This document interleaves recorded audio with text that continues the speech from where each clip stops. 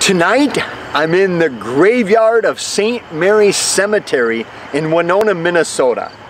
And I'm very excited because I'm at the gravesite of a vampire. In the early 1900s, the Bloch family lived on the east end of town in a very superstitious neighborhood. It was a large family and things were going great for them. Until 1916, when their young daughter Frances died and was buried out here at St. Mary's. Immediately, neighbors were suspicious, thinking that the first sibling to die would act like a vampire and entice their siblings to join them in death. And sure enough, every year after she died, as evidenced by the graves here of her brothers, they joined her one by one.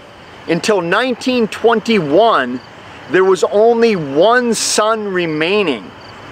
And Mr. Bloch was hearing from his neighbors saying, "You have to do something to stop this. You have to put an end to save the last of your sons." And the manner in which he had to act was this. He had to come out to the cemetery, dig up his deceased daughter, and chop off her head and bury it separately from the body. And guess what? He did it. He hired a neighbor, and the two of them came out, dug up the grave right here. But when they dug up the grave, they noticed his daughter was nothing more than a skeleton. And they thought, it's impossible for her to be a vampire coming out of the grave in that condition. The curse must be broken. So they went back home, only to find that his son had taken a turn for the worse. So a couple days later, they thought, maybe it's the first son of mine that died. Maybe he's the vampire. So they came back out with the same gruesome plan to dig up the son here and chop off his head and bury it separately.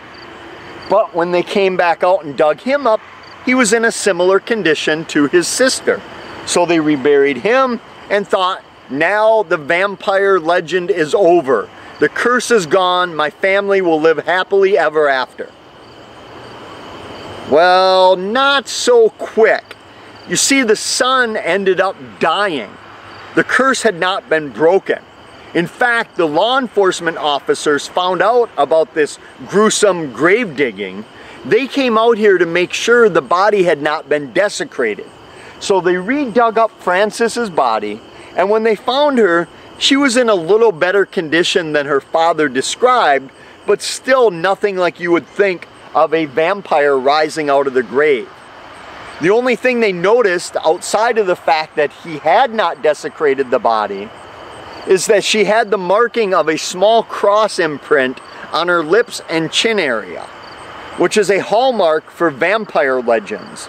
Many cultures would bury their dead with a cross on their lips or their chin to stop them from being a vampire.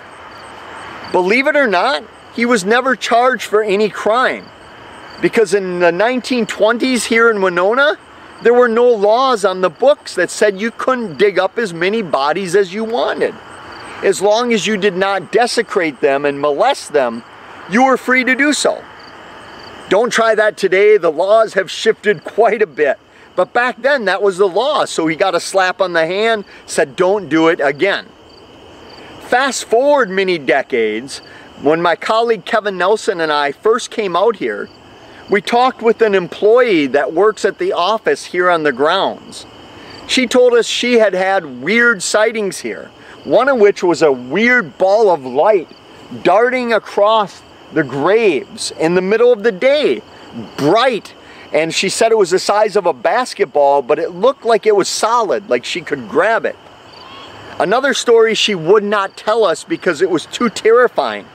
She felt that if she told the story, it would only bring about more of supernatural phenomena to her doorstep, and she did not want that. So I'm out here tonight, the moon is out, it's a beautiful evening, and I'm waiting for the vampire, or vampires, the siblings, to rise out of their graves.